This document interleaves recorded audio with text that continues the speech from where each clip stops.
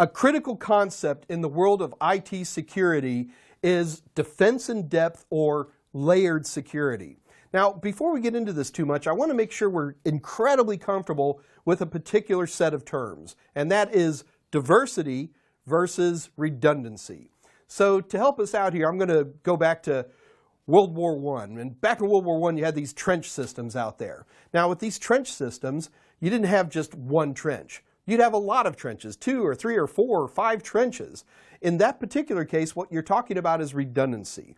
With redundancy, we have applied some type of security control over and over again, almost always in some form of layered fashion.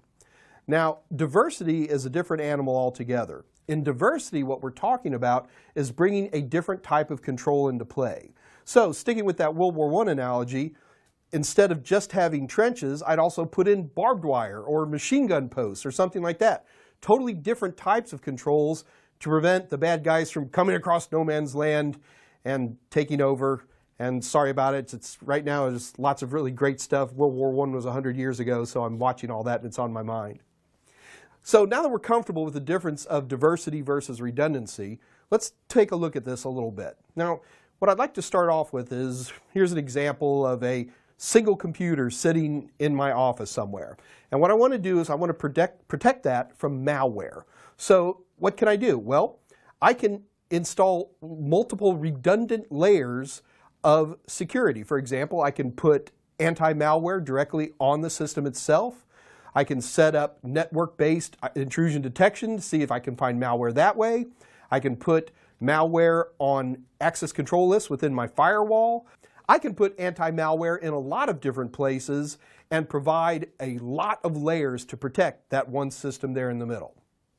Now, diversity is a little bit of a different animal. So with diversity here at Total Seminars, I only have one internet service provider. And that internet service provider is the popular DOSIS Comcast, which a lot of people have these days.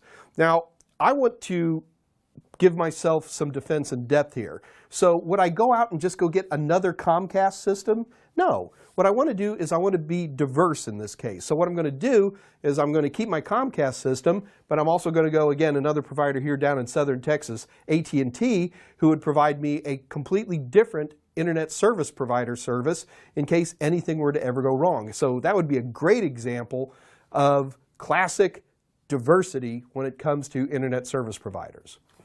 So we do this a lot when it comes to diversity. So we're always thinking about different things like this. Now, example, what I just gave you there is what we would call vendor diversity. In that particular case, I didn't stick with just Comcast. I used 2 different vendors to provide my internet service provider. And by the way, we could do this with just about anything. We could have diversity in routers, diversity in operating systems, almost anything you want.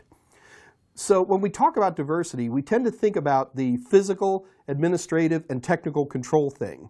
So when you think about those 3 things, we want to make sure that we have different types of controls on any particular situation where we want to have defense in depth.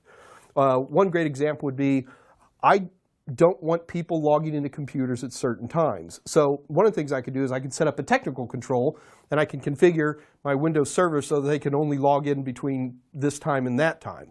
But I can also make an administrative control in this case. And by setting up an administrative control, I can basically just assign people to different shifts, and then that way they're never really going to run into each other. So 2 very different controls achieving the exact same thing.